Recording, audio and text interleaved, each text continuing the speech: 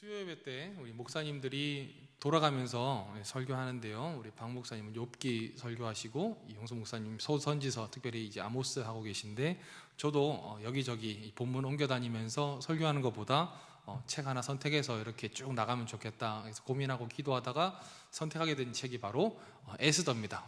웬만하면 남들이 잘 안 하는 거 좀 생소한 성경을 함께 나누는 것도 좋겠다 싶어서 이 에스더 성경을 선택하게 됐는데요. 이제 다음 주 수요 예배 때 김수환 목사 뜨면 에스더 하는구나 이렇게 아시고 오면 될 것 같습니다. 우리 에스더 서는 참 재밌는 부분이 많이 있는데요. 무엇보다 하나님에 대한 언급이 한 번도 나오지 않습니다. 하나님, 성전, 언약, 율법 이런 말씀들이 하나도 안 나오는 그냥 페르시아에 있었던 하나의 이야기일 뿐입니다. 그래서 종교개혁가들 루터나 칼빈은 이 책을 정경으로 받아들이지 않아야 된다라고 주장할 정도로 전면에 하나님에 관한 직접적인 언급이 하나도 안 나옵니다. 성경에 하나님에 대한 언급이 나오지 않는 책이 딱 두 개 있거든요. 하나가 아가서고 하나가 에스더서입니다. 그런데 하나님에 대한 언급이 직접 나오지 않는다고 해서 하나님에 관한 기록이 아닌 것은 아니다. 이게 참 중요한 거죠.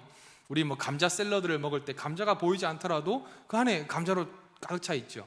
그리고 혹시 이적이라는 가수가 부른 다행이다라는 노래 아십니까? 강단에서 가요 이야기에서 좀 그렇지만 사랑 노래입니다. 남녀 간의 사랑 노래인데 그 노래 안에 사랑한다는 말이 한 마디도 안 나옵니다. 그런데 남녀 간의 따뜻한 사랑, 어느 노래보다 진한 사랑을 표현하고 있죠. 마찬가지로 에스더서에는 하나님, 여호와, 율법, 성전, 기도 이런 구약에 익숙한 단어들이 전혀 등장하지 않지만 어느 성경보다 하나님이 어떤 분이신지 그분의 성품과 계획과 사랑을 너무나 많이 담고 있는 책이다. 이런 것들을 알면 더 이해가 쉬우실 것 같습니다. 아까 방송실에 제가 맡긴 표가 하나 있는데요. 에스더의 시간적 배경은 바로 이렇습니다. 우리 왕정 국가가 시작됐습니다. 그죠? 우리 새벽에 살펴보고 있는 사무엘상, 이제 사무엘 선지자가 나타나서 사울에게 기름 붓고 실제적으로는 다윗 왕부터 왕정 국가가 시작이 됐습니다. 그런데 이 왕정 국가가 시작되고 난 이후에 그 아들, 솔로몬의 아들 르호보암 때 나라가 갈리죠. 북이스라엘과 남유대로 이렇게 나라가 갈라집니다. 근데 이 두 나라는 결국에 망합니다. 그죠? 결국에 두 나라 동시에는 아니고 순차적으로 망합니다. 마지막에 남유다가 바벨론에게 포로로 잡혀가게 되는데, 잡혀가서 끝난 게 아니라 예레미야, 이사야 선지자의 예언대로 70년이 지나서 돌아오게 됩니다. 그런데 70년보다는 조금 더 빠른 시간에 돌아오게 되는데 1차, 2차, 3차 귀환을 하게 되죠. 다 아는 이야기시죠? 네, 1차, 2차, 3차에 따라서 귀환을 하게 되는데, 에스더는 언제 기록된 내용이냐면 1차 귀환과 2차 귀환 사이에 기록된 내용입니다. 그러니까 저 배경을 한번 보시고 머릿속에 요때 기록된 성경이구나. 예루살렘에 돌아오는 사람들이 막 일어날 때 여전히 페르시아에 남아있던 사람들, 포로로 잡혀간 백성들이 이제 귀환하기 시작했고 거기서 성전도 지어졌는데 여전히 페르시아에 남아있는 백성들에게 벌어진 일이구나라는 것을 우리가 시대적으로 알면 되겠습니다. 우리가 이 에스더 성경을 가지고 이제 말씀을 나누게 될 때 이런 시대적 배경 또 성경의 간단한 특징들을 알고 보면은 이 성경의 이야기가 많이 일어날 수 있는데요. 우리 오늘 말씀을 통해서는 1장에서는 이제 전체적인 개관이나 또 특별한 어떤 직접적인 구절에 몰몰돼서 성경을 보기보다는 전체적인 배경 혹은 이 책이 갖고 있는 1장에서 말씀해주는 하나님은 어떤 분인가를 우리가 한번 집중해서 보도록 하겠습니다. 첫 번째로 이 에스더서에서 우리에게 가르쳐주는 것은 하나님이 통치하지 않는 곳은 없다라는 것입니다. 하나님이 다스리지 않는 곳은 1cm도 없다, 1인치도 한 평도 없다. 하나님이 다스리지 않는 곳은 없다는 것을 가르쳐주고 있습니다. 우리 아까 말씀드린 대로, 우리가 방금 또 성경에 읽은 대로 이 책의 배경은 페르시아 왕궁입니다. 예루살렘도 아니고 유대 땅도 아니고 이스라엘 땅도 아니라 완전히 떨어진 지금의 이란, 이라크 이쪽에 있는 그 중동 지방에서 페르시아 왕궁 안에서 벌어지는 일인데, 이 페르시아 아하수에로, 크세르크세스라고도 부르는데요. 이 아하수에로 왕이 결정을 내리고 판단하는 모든 과정을 통해서 결국 어떤 일이 벌어지느냐? 하나님이 통치하는 뜻대로 가게 되더라. 포로로 잡혀온 이스라엘 백성들이 갖고 있는 가장 큰 딜레마는 뭐냐면, 우리 하나님은 뭐 하셨고 계셨는가 이 뜻이거든요. 성전이 무너지는 것을 보고 그 성전에 불경한 것이 서고 자신들이 섬기던 하나님이 이방 신상들에 대해서, 그 당시 전쟁은 신들의 전쟁이었지 않습니까? 바벨론 신에 의해서 우리 하나님이 완전히 무너지는 것처럼 보이는 상황을 겪으면서, 그리고 70년이라는 시간이 지나면서 자신들의 정체성과 자신들이 갖고 왔던 소중한 것들이 전부 물거품이 되는 시간들을 겪으면서 이 이스라엘 백성들이 지금 갖고 있는 하나의 딜레마와 궁금증과 혼돈이 뭐냐면, 우리 하나님은 뭐 하시는 분인가? 우리 하나님은 아무 능력이 없는 분인가? 우리 하나님은 어떤 소용도 없는 분이신가? 라고 생각할 수가 있다는 것입니다. 그런데 이 하나님이 전혀 등장하지 않는 이방 세계의 나라의 일을 통해서 하나님은 백성들에게 내가 전혀 보이지 않는 그 땅에서 나는 일하고 있다. 내가 전혀 경험되지 않는, 내가 전혀 보이지 않는, 내가 전혀 만져지지 않는, 우리로 치자면 하나님의 이름이 불려지지 않는 회사, 여호와의 말씀이 지켜지지 않는 직장, 하나님이 전혀 나타나지 않는 곳에서도 그곳마저도 하나님의 통치 안에 있다. 이것을 보여주고 싶으시다는 것입니다.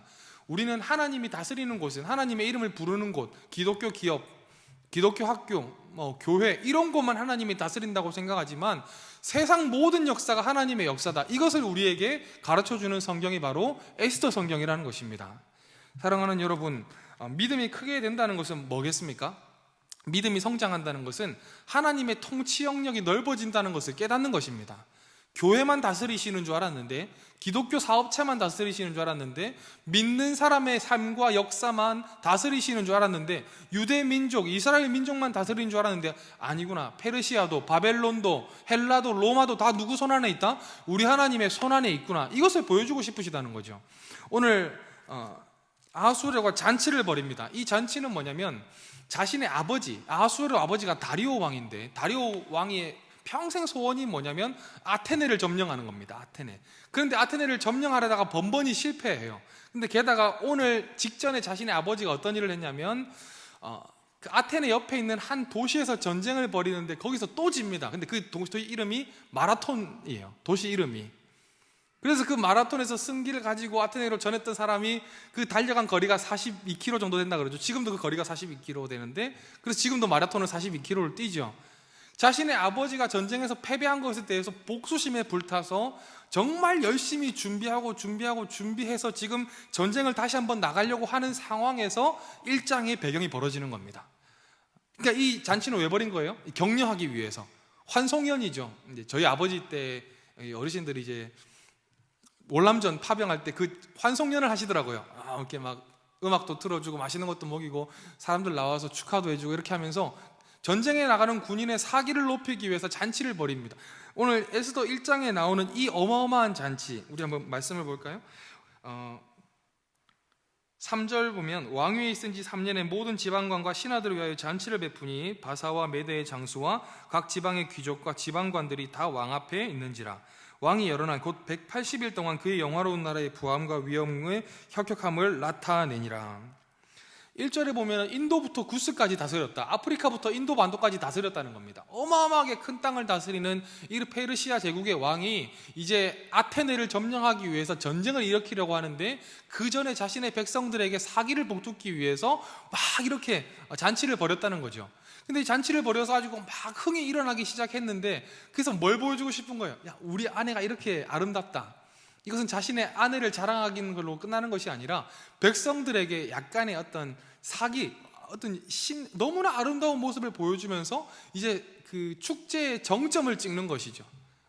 아름다운 아내가 마지막에 막 이렇게 흥이 올라갔을 때 재관을 정지하고 딱 나타나서 그들을 격려함으로써 이제 피크에 오르는 건데, 아내를 불렀더니 아내가 안 간다는 겁니다. 얼마나 부끄럽습니까? 127도를 다스리는, 인도부터 아프리카까지 다스리는 이런 어마어마한, 거의 자신을 신으로 여기는 이 사람이 아내 보고 뭐 큰 어려움도 아니잖아요. 옷 입고 백성들 앞에 나와서 격려로 한마디 해주십시오라고 했는데, 오늘 한 말씀을 보면은 12절에 그러나 왕후 와스디는 내시가 전하는 왕명을 따르기를 싫어하니 왕이 진노하여 마음속이 불붙는 듯 하더라. 그냥 옷 한번 입고 나와서 백성들 앞에서 격려 좀 해달라고 하는 부탁인데, 그것을 거절하고 왕 얼굴에 먹칠을 하는 겁니다. 지금 국군이 왔다 갔다 하는 전쟁을 앞두고 이 중요한 상황에서 이 아내가 자신의 말을 안 듣고 그래가지고 이제 나중에 13절부터 벌어지는 건 뭐냐면 이 괘씸한 아내를 어떻게 처리할까라고 하면서 사람들을 불러 모아서 법을 제정하는 내용이라는 거죠. 우리가 여기서 알 수 있는 게 무엇입니까? 지금 다른 나라를 점령하려고 하는 그 왕이, 군대를 일으켜서 어떤 나라를 정복하려고 하는 왕이 자신의 아내 하나 제대로 정복하지 못해서 쩔쩔매는 모습을 보여주고 있지 않습니까? 지금 인간적으로 보면 그냥 페르시아에서 벌어지는 일에 불과하지만, 그냥 페르시아 왕궁에서 벌어지는 하나의 해프닝이라고 볼 수 있지만, 이 일을 통해서 와스디가 왕후에서 폐위되고 또 새로운 왕비를 찾는데, 거기서 누가 왕비가 되는 거예요? 에스더가 왕비가 되는 겁니다. 에스더가 왕비가 돼서 하만이라고 하는 사람이 유대민족을 멸절시키려고 하는 그 계획을 맡게 되는데, 그 에스더가 왕비가 되기 위해서 이런 일들이 앞에서 벌어졌다는 거예요. 전혀 하나님 나라와 백성들을 돌보시는 하나님의 역사와 상관없어 보이는 일로 보이지만은 이 일 때문에 에스더가 왕비가 됩니다. 우리가 이 성경의 원리를 우리의 삶으로 그대로 끌어와서 다시 우리의 삶을 보자면, 우리의 삶에 일어나는 직접적인 하나님 나라와 관련된 일들, 전도, 주일학교, 예배, 이런 것들은 당연히 하나님께서 통치하시고 하나님의 인도하심이 있지만, 그거가 전혀 상관없어 보이는 일들, 정치, 사회, 경제, 혹은 지구 반대편에서 일어나는 모든, 내가 생각도 못하고 인지도 못하는 모든 일 또한 하나님이 간섭하고 계시고 그 일을 통해서 하나님의 역사를 이루신다는 것을 믿게 되시기를 바랍니다. 하나님이 다스리지 않는 영역은 하나도 없다. 하나님이 통치하지 않는 영역은 하나도 없다. 제가 참 좋아하는 잠언 말씀인데요, 왕의 마음이 하나님의 손안에 있으며 그가 저수지의 보화 같아서 임의로 인도하시느니라. 우리 저수지에 물을 이렇게 담아놓으면 어느 밭으로 보내지 딱 물꼬를 트잖아요. 하나님, 모든 왕의 마음이 하나님의 손안에 있다. 인간으로 봤을 때는 저 사람이 너무 대단해 보이고 왕처럼 보이고 난공불락의 성처럼 보이지만, 결국 그 사람의 마음도 누구 안에 있다는 것입니까? 우리 하나님의 손안에 있다는 것입니다. 그러므로 이 에스더 말씀을 통해서 하나님께서 우리에게 주시고자 하는 말씀은, 세상 모든 역사가 하나님의 손안에 있다. 세상에서 벌어지는 어떤 일도 하나님의 손을 벗어난 일은 없다. 하나님의 인도하심과 세미하신 계획과 우리가 측량할 수 없는 하나님의 신묘망측한 지혜 가운데 모든 일이 벌어지고 있고, 그 일이 결국 내가 하나님께 영광 돌리는데 기가 막히게 한몫하게 될 것이다 라는 것을 우리에게 가르쳐주고 있다는 것입니다. 우리 잘 아는 대로 출애굽을 이끌어낸 모세가 태어날 때 파라오가 하나의 정책을 내죠. 그게 뭡니까? 남자가 나오면 다 죽여버려라. 너무 히브리인들이 막 이렇게 번성하니까 남자가 나오면 죽이고 여자만 살려더라. 근데 그 산파가 이제 하나님을 두려워해서 그 모세를 살리기는 했는데, 이 100일쯤 되니까 얼마나 아기가 크게 웁니까? 얼마나 웁니까? 그래가지고 더 이상 숨길 수가 없어가지고 그를 갈대 상자에 담아서 나일강에 내려놓습니다. 근데 이게 그 내려놓자마자 파라오의 딸이 나와서 그 모세를 거두게 되죠. 자, 만약에 파라오가 산하제한 정책을 하지 않았다면 모세는 어떻게 되는 거예요? 그냥 한 명의 노예로 끝나는 겁니다. 만약에 그냥 백성들이 번성하는 것을 내버려 뒀다면 아무리 모세가 탁월하다 할지라도 그냥 그대로 무탈하게 커서 노예로 인생이 끝나는 겁니다. 그러나 파라오는 자기도 모르지만은 그 산하제한 정책으로 사람들을 옥죄었고, 근데 그 가운데서 또 믿음의 사람들이 그를, 하나님을 두려워해서 모세를 살렸고, 어쩔 수 없어가지고 그를 갈대밭에 나와서 이제는 끝났다고 생각했는데, 그게 하나님께서 파라오의 왕궁에서 출애굽을 이끌어낼 영웅을 길러내는 방법으로 이어지게 되더라. 이 영적인 나비 효과 같은, 전혀 나랑 상관없어 보이는 세상의 역사가 나의 믿음과 긴밀하게 연결되어 있다는 것을 잊어서는 안 된다는 것입니다. 사랑하는 성도 여러분, 여기 아무도 없으니까 이게 몸이 비틀리는 것 같은데, 사랑하는 여러분, 세상을 볼 때, 뉴스를 보실 때라도, 라디오를 들으실 때라도 그 안에 하나님이 뜻이 있음을 알 수 있어야 됩니다. 그냥 벌어지는 일이 아닙니다. 어쩌다 보니까 우연히 나타내는 것이 아니라 살아계신 하나님께서 지금도 세상을 통치하고 계시는 가운데 그분의 뜻을 이루기 위해 세상 만물을 이루어 가십니다. 지금 이제 전쟁이 벌어지고 있습니다. 정말 인간적으로는 도저히 이해할 수가 없지만, 역사가 말해주는 한 가지 진실은, 하나님을 대적하는 전쟁은 반드시 망하게 되어 있습니다. 하나님께서 분명히 이걸 속히 마무리하실 것이고 또 하나님이 기가 막힌 계획 가운데 선하게 이 길을 인도하실 줄을 믿습니다.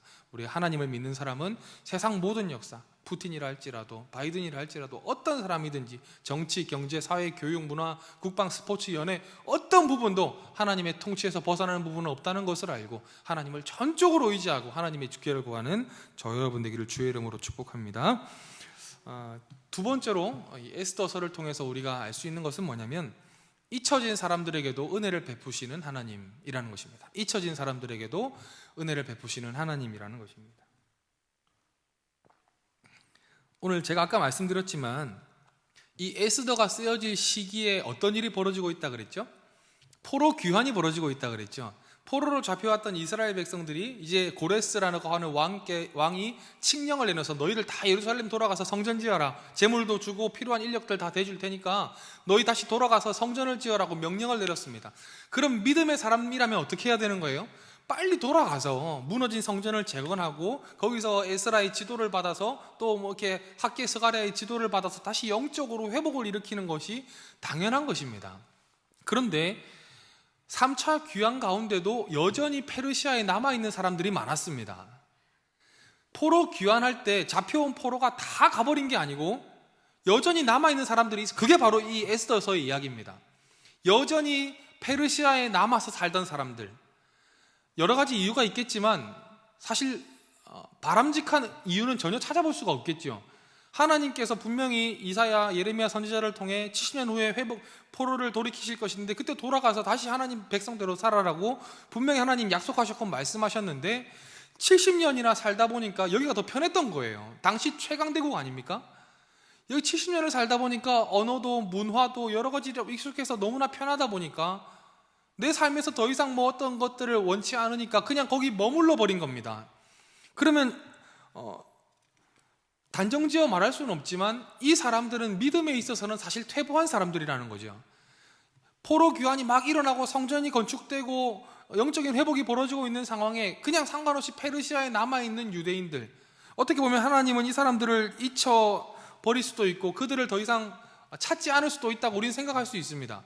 그런데 이 에스더 말씀을 통해 또 에스더를 일으키시고 모르드게를 통해서 하만의 계략을 꺾으시고 마침내 불임절 푸르라고 하는 게 제비거든요. 제비뽑기. 그 제비뽑기를 통해서 결국에 하나님께서 그 백성을 구원하시는 장면들을 보여주시면서 그들에게 뭘 가르쳐주는 거죠? 하나님이 여전히 살아있다. 여전히 하나님이 너희를 돌보신다. 불순종하고 죄 가운데 거하고 말씀에 순종하기를 꺼리는 너희들을 위해서도 우리 하나님 여전히 일하신다.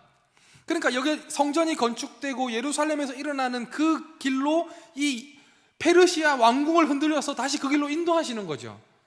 페르시아에 있는 안일한 삶을 살아가고 여전히 그 가운데 머물러 있는 백성들을 한번 흔드시면서 죽을 뻔하고 민족이 멸절당할 뻔했던 상황 가운데 우선 처하게 하지만 그들을 건지심으로 말씀에 순종하지 않고 하나님 뜻에 따르지 못했던 연약하고 부끄러운 인생들에게도 여전히 하나님의 은혜가 쏟아지고 있다. 여전히 하나님이 그들을 돌보신다라는 것을 보여주는 책이 바로 에스더가 주는 은혜라는 것입니다. 우리는 기독교 안에도 권선징악을 끌고 들어와서 말씀에 순종하고 충성한 사람은 복받지만 그렇지 않은 사람은 하나님이 버리신다라고 단정지어서 탁 잘라서 보시는 분들이 있습니다. 물론 하나님은 보상하시는 하나님이시고 충성하는 자에게 아끼지 않는 분이십니다. 그런데 우리가 하나 더 알아야 되는 것은 예수님은 어떻게 오셨습니까? 죄인들의 친구로 오셨습니다. 예수님이 이 땅에 죄인들의 친구로 오셨습니다. 예수님께서 세리와 창기와 죄인들과 식사하니까 사람들이 수군거렸습니다. 그 말의 의미를 아시겠어요?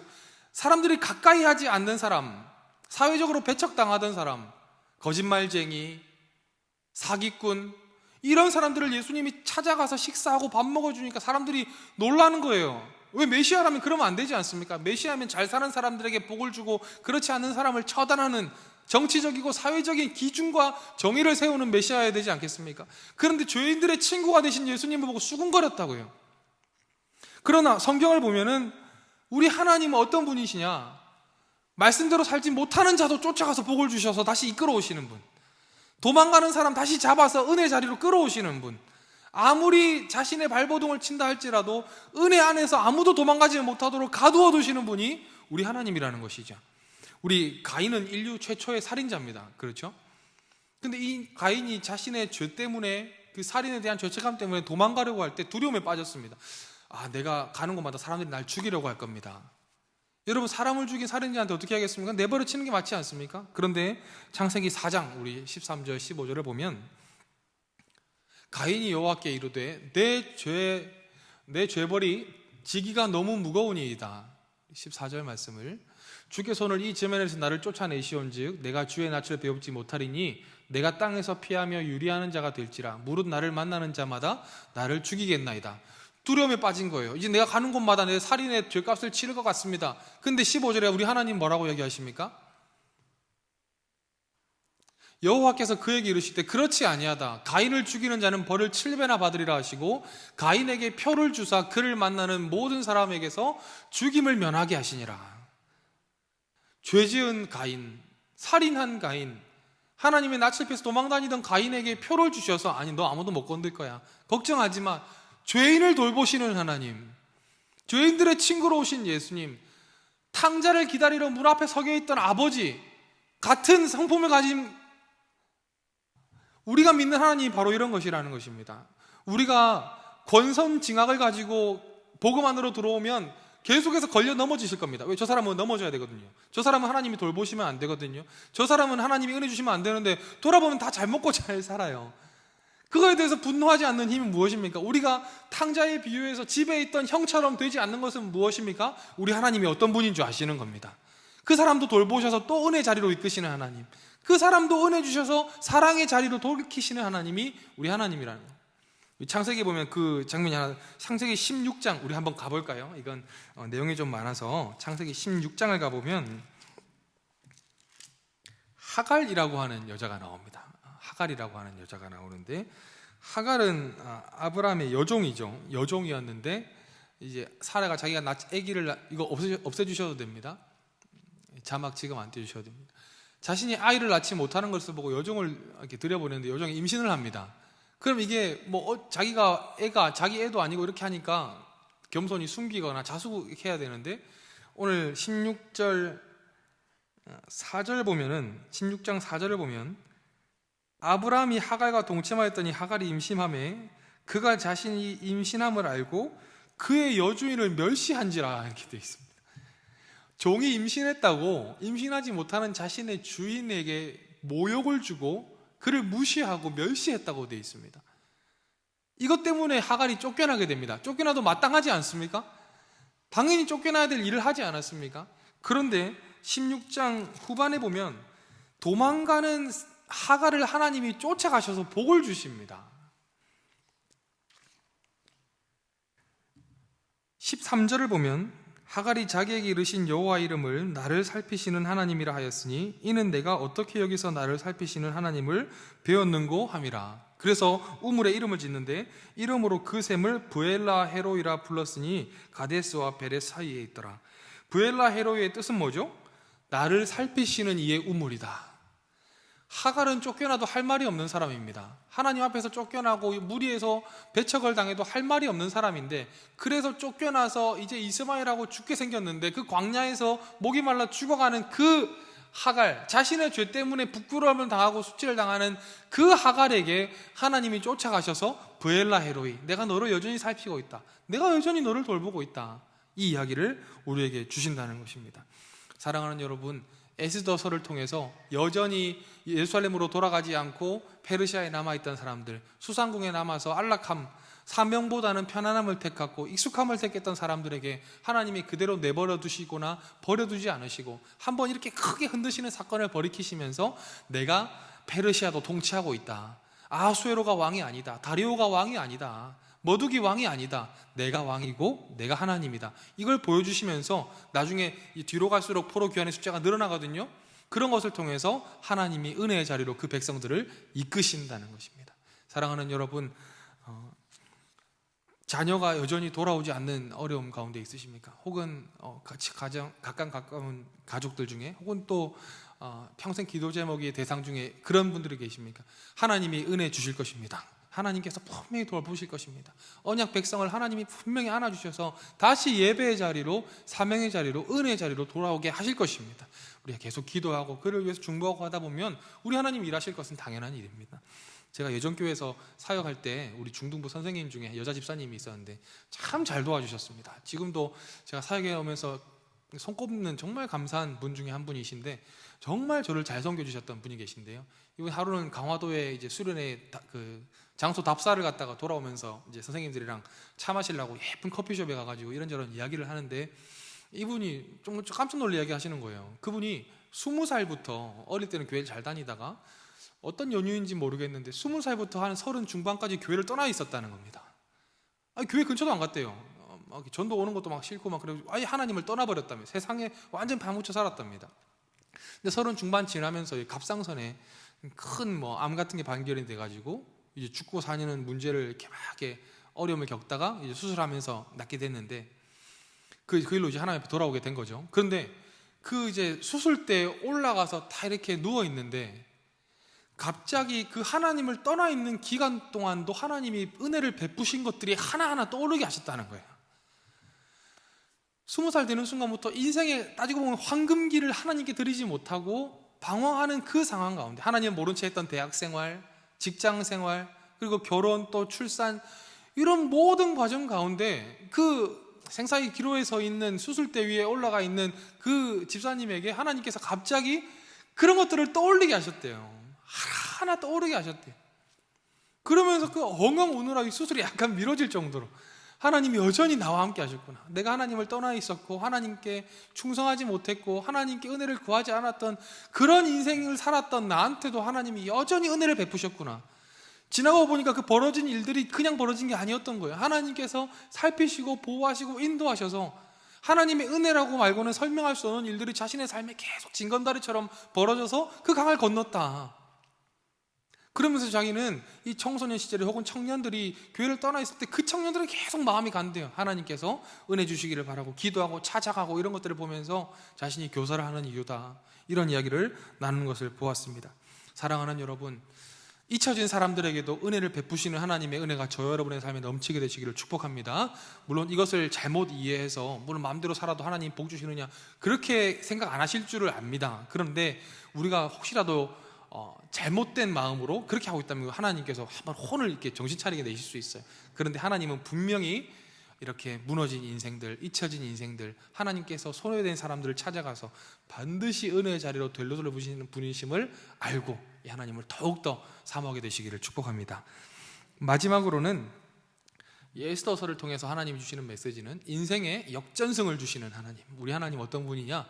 인생의 역전승을 주시는 하나님이시다. 우리 에스더서에 가장 많이 등장하는 단어는 바로 잔치입니다. 잔치. 우리 1장부터 벌써 잔치를 하고 있죠. 이 잔치가 총 7번 등장하는데 잔치는 다 어떤 잔치냐면 인간의 잔치, 제국의 잔치, 전쟁의 잔치입니다. 오늘 이 잔치도 제가 뭐라고 그랬죠? 이제 그 마라톤 전쟁 이후에 그걸 복수하러 가기 위한, 아테네를 정복하기 위한 잔치였죠. 그 이후에 하만의 잔치도 자신을 위협을 높이고 유다민족을 멸절하기 위한 잔치, 계속해서 벌어지는 잔치, 이렇게 혁혁하고 찬란하고 어마어마하게 화려한 이 잔치들이 전부 다 하나님을 떠나서 하나님을 대적하는 인간의 잔치였습니다. 이건 미슈테라고 하는데 이 잔치는 그러니까 말 그대로 술이 많이 따라진다 이런 의미거든요. 그러니까 하나님과 전혀 상관없는 잔치가 계속 벌어집니다.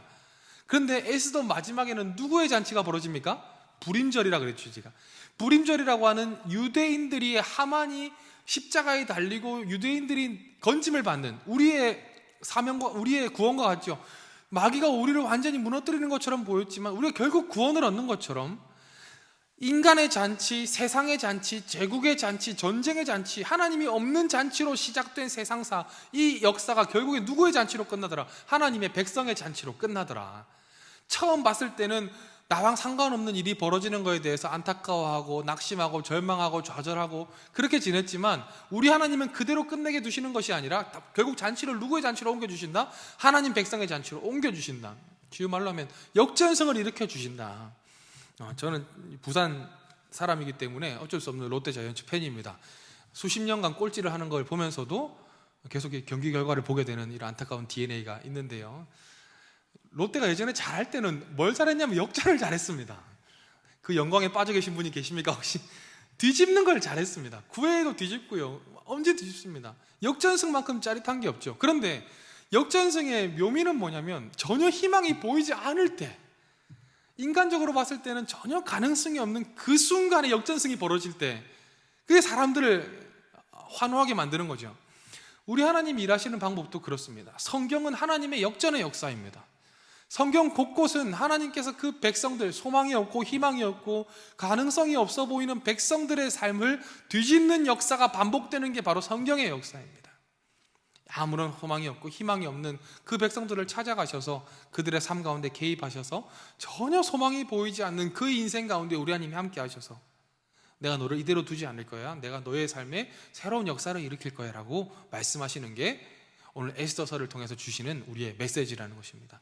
사랑하는 여러분, 인간의 잔치로 시작했지만 하나님 백성의 잔치로 끝나게 됩니다.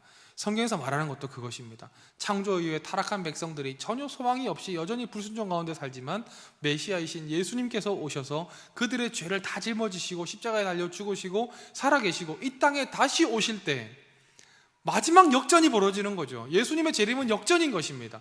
세상 나라 왕들이 자신이 왕인 줄 알고 떵떵거리고 있고 자신의 권세가 영원할 것처럼 믿는 그 상황 가운데 진짜 왕이신 예수님이 이 땅에 오셔서 새하늘과 새 땅으로 우리를 새 친부로 만드셔서 다시 일으키실 하나님 나라, 이 최종적인 역전을 우리가 살고 있는 사람들입니다. 우리가 이 땅 가운데 눈앞에 보이는 것으로 낙심할 수 있고 전혀 바뀌지 않는 환경 가운데 넘어질 수 있지만 그 가운데 여전히 우리가 굳게 서서 믿음을 이야기할 수 있는 것은 우리 하나님은 역전의 하나님이시기 때문입니다. 우리 에스더서를 같이 공부하고 나누는 가운데 이 역전의 소망과 은혜가 저 여러분 삶 가운데 다시 한번 충만해져서 우리가 믿음으로 하나님을 바라볼 수 있게 되기를 주의 이름으로 축복합니다.